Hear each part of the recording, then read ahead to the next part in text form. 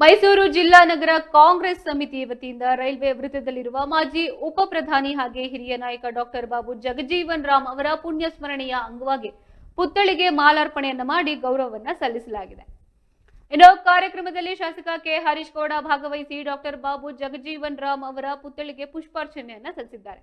ಸ್ವಾತಂತ್ರ್ಯ ಹೋರಾಟದಲ್ಲಿ ಸಕ್ರಿಯವಾಗಿ ಭಾಗವಹಿಸಿದ್ದ ಅವರು ಸ್ವಾತಂತ್ರ್ಯದ ನಂತರ ಕೇಂದ್ರ ಸರ್ಕಾರದಲ್ಲಿ ಹಲವು ಪ್ರಮುಖ ಸಚಿವಾಲಯಗಳನ್ನ ಸಮರ್ಥವಾಗಿ ನಿರ್ವಹಿಸಿದ್ದಾರೆ. ಇನ್ನು ಶೋಷಿತರು ಹಾಗೆ ದಮನಿತರ ಧ್ವನಿಯಾಗಿ ಅಸ್ಪೃಶ್ಯತೆಯ ವಿರುದ್ಧ ನಿರಂತರ ಹೋರಾಟವನ್ನ ನಡೆಸಿದ ಮಹಾನ್ ನಾಯಕ ಎಂದು ಸ್ಮರಿಸಲಾಗ್ತಾ ಇದೆ. ಇನ್ನು ಈ ಸಂದರ್ಭದಲ್ಲಿ ಮೈಸೂರು ಜಿಲ್ಲಾ ನಗರ ಕಾಂಗ್ರೆಸ್ ಅಧ್ಯಕ್ಷ ಬಿಜೆ ವಿಜಯಕುಮಾರ್, ಮುಖಂಡರಾದ ರಮೇಶ್, ಸುನಂದಕುಮಾರ್, ಶಂಕರ್, ಕೃಷ್ಣ, ಶೇಖರ್, ಮಂಜುನಾಥ್ ಸೇರಿದಂತೆ ಕಾಂಗ್ರೆಸ್ ಪಕ್ಷದ ಹಲವು ಮುಖಂಡರು ಹಾಗೆ ಕಾರ್ಯಕರ್ತರು ಉಪಸ್ಥಿತರಿದ್ದರು.